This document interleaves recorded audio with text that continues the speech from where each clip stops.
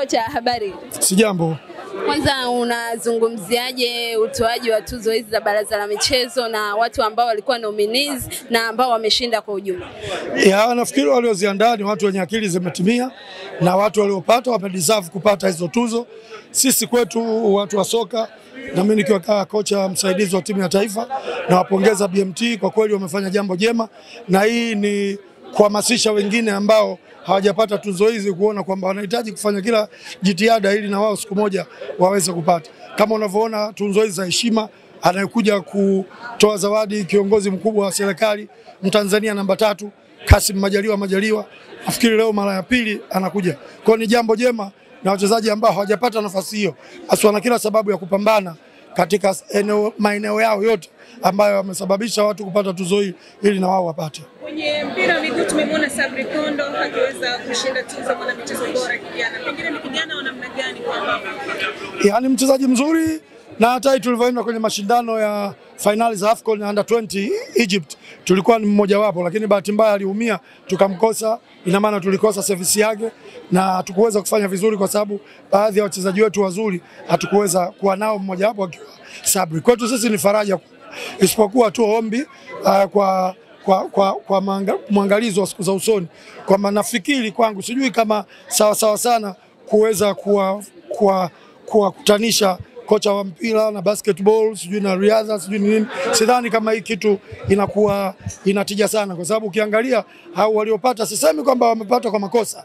wamepata vizuri, wamedeserve kupata, lakini ukiangalia kwenye football ni industry ambayo inalipa kuliko kitu chochote katika dunia. Sasa unapokutanisha na mtu mwingine alafu unamweka kama kocha kama Morocco ambaye amekuwa mchezaji, kocha aliyeipeleka Tanzania AFCON, japo na wengine wamefanya vizuri zaidi, lakini ukiangalia renki ya AFCON na mashindano mengine, AFCON ni mashindano makubwa kuliko mashindano ambayo wenzetu wamefanya. Kwa hiyo ni jambo jema kwa waliofanya, lakini nafikiri wawe wanawashindalisha kwa categories zao ambazo zinaendana, lakini sio mpira wa miguu na riadha na sijui na nini. Mimi nafikiri haiko sawa, lakini otherwise kila kitu kimeenda vizuri. Waliofanya kazi hii Mwenyezi Mungu awasaidie, awaongezee maarifa, kina Edgar Chilatenga akiwepo, Profesa Mtamba Madundo na wengine hao wengi.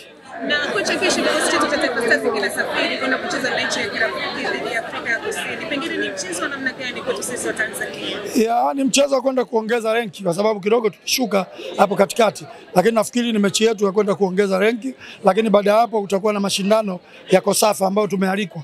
Kwa hiyo baada ya mechi hiyo tutaendelea tena kuwepo kwenye Kosafa mpaka kwenye tarehe 14, 15.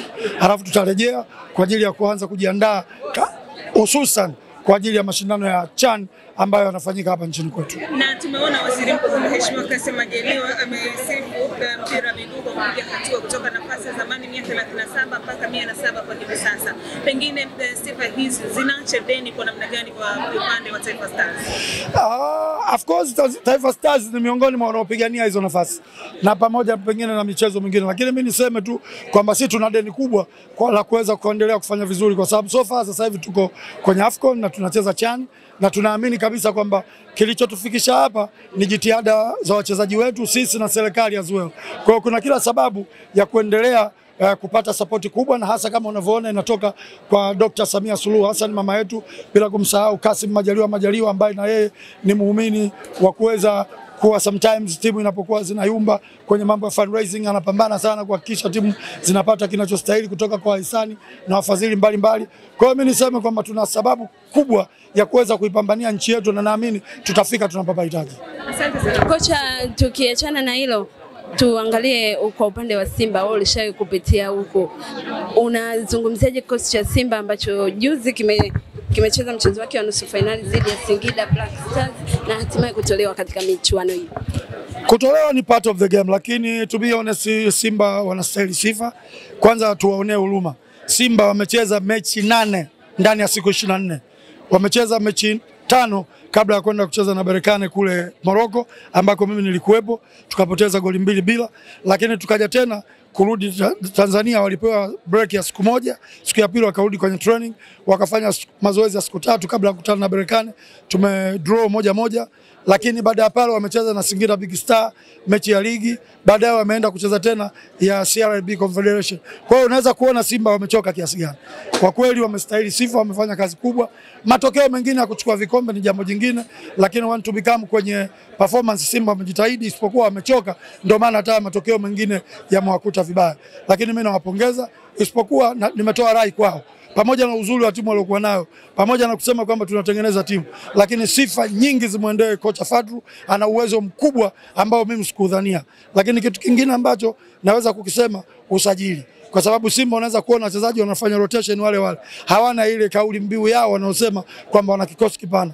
Umeweza kuona wanapocheza wachezaji ambao sio regular, usually wanafanya vibaya, lakini wakicheza wachezaji ambao wale regular wanafanya vizuri, lakini problem inakuja wakichoka au wakiumia, timu iko kwenye matatizo. Kwa hiyo wafanye usajili uendane na ile taasisi yenyewe ya Simba jinsi hivi. Na finali ni Yanga sambamba na Singida Black Stars ya CRB Federation Cup. Tutarejea finali ya namna gani? Tayari Yanga washachukua kikombe, unafikiri kuna nini ndani yake?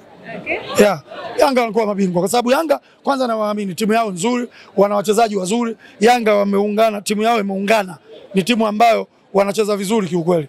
Tuache fitna na mambo mengine. Simba tumefanya vizuri, tumefika hatua ya finali, lakini Yanga wamecheza vizuri, wamekuwa mabingwa, wamechukua, umeona vikombe vidogodogo hivyo, sio huko Mapinduzi, wamefanya mambo mengi mazuri. Lakini mimi naamini kwamba Yanga watachukua kikombe kutokana na ubora wa timu yao. Zao Singida ni moja ya timu nzuri, lakini mimi na Yanga nawapa nafasi ya kuchukua ubingwa. Asante kocha.